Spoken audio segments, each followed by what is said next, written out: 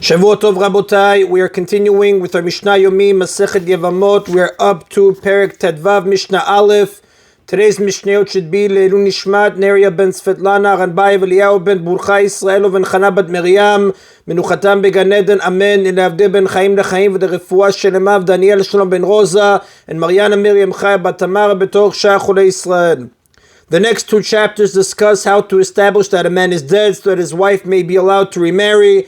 As a rule, matters that concern marital relationships such as marriage and divorce must be decided on the testimony of two valid witnesses. However, in order to make it easier for a woman to remarry after her husband died, the sages approved a number of lenient forms of evidence to establish that a man died. The sages were concerned that if a woman could not remarry unless two witnesses testified to her husband's death, a woman might be unable to remarry even though her husband died simply because the death was not seen by two valid witnesses.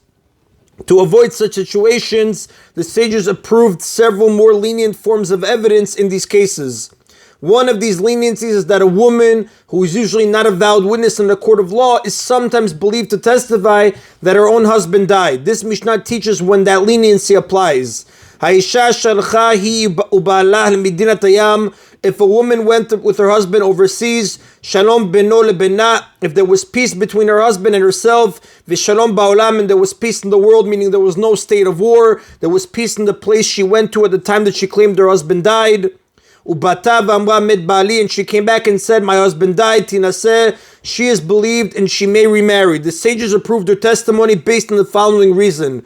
We have learned in chapter 10, Mishnah 1, that if a woman remarries based on the assumption that her husband has died and her husband later returns alive, she receives a number of serious penalties. Since women are afraid of those penalties, a woman will not claim that her husband died unless she is certain that he is actually dead. This, along with the fact that a person will usually not lie about a man's death, because if that man is actually alive, he will eventually return, exposing the lie, raises the level of certainty about this man's death to that created by the testimony of two witnesses, and she is therefore allowed to remarry. Therefore, if she does claim that her husband died, she is believed. Now, this is a leniency in the laws of evidence that was approved only to save women from being unable to remarry after their husbands died.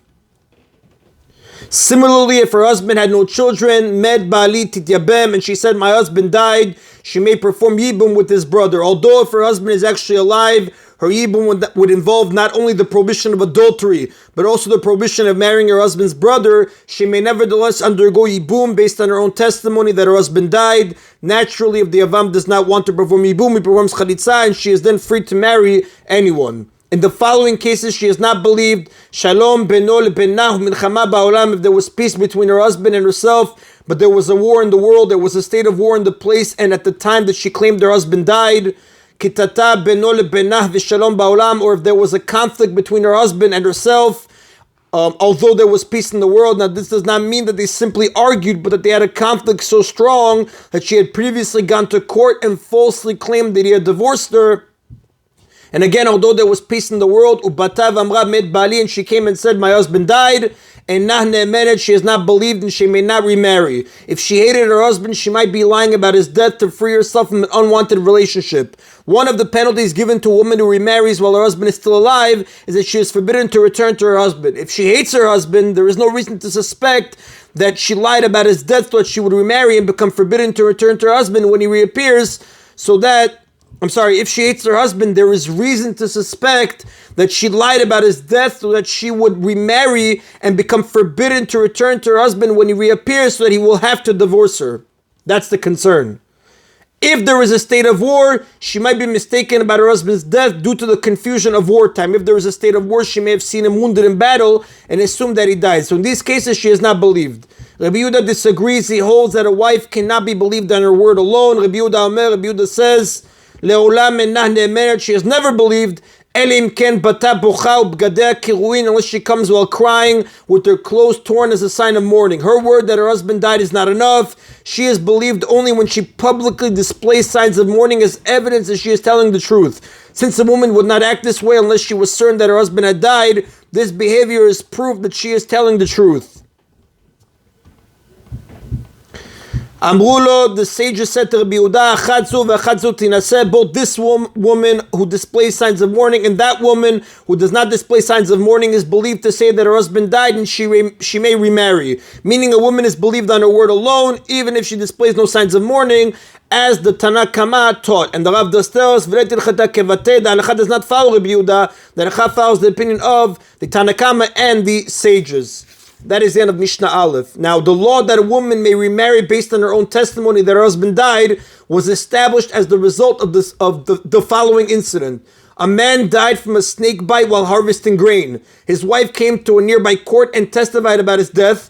After verifying that he was indeed dead, the court gave her permission to remarry. As a result of this incident, the sages ruled that a wife's testimony about her husband's death is accepted. This man had been harvesting grain with a large group of people, and yet his wife was the only witness to his death. Because of this, the sages realized that it is often difficult to find two witnesses to testify about a man's death.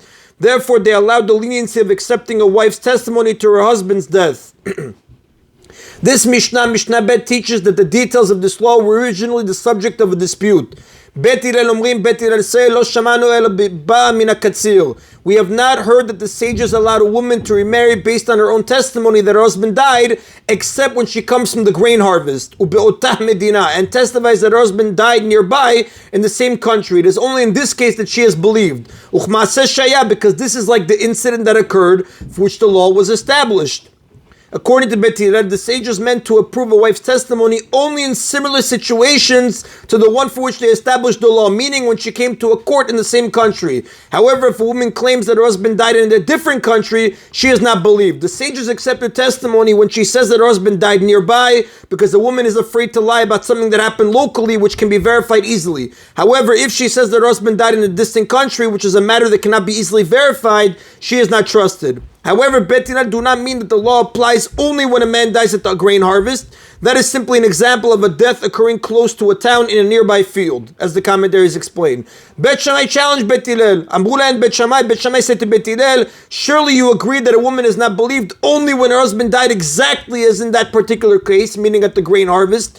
Rather, it is clear that whether a woman comes from the grain harvest, or whether a woman comes from harvesting olives, or whether a woman comes from harvesting grapes, she is believed because there is no reason to differentiate between these settings, even though the law was instituted as the result of an incident in which a man died while harvesting grain. So too, even if a woman comes from one country to another country, her testimony is accepted. And the sages who established this law, mentioning the grain harvest, as Bet Hillel quoted earlier, the sages allowed a woman to remarry when she comes from the grain harvest and testifies in the same country.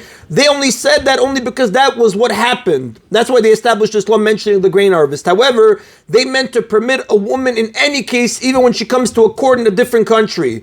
Bet Hillel then retracted their original ruling and began to rule like Bet Shammai. Therefore, the previous Mishnah, which states that a woman is believed if she says that her husband died overseas, follows this final ruling, in which Bet Hillel agree with Bet Shammai. That is the Nabotai of today's Mishna Yomi. Everybody should have a Shavua Tov. Baruch Adonai Le'olam. Amen v'amen.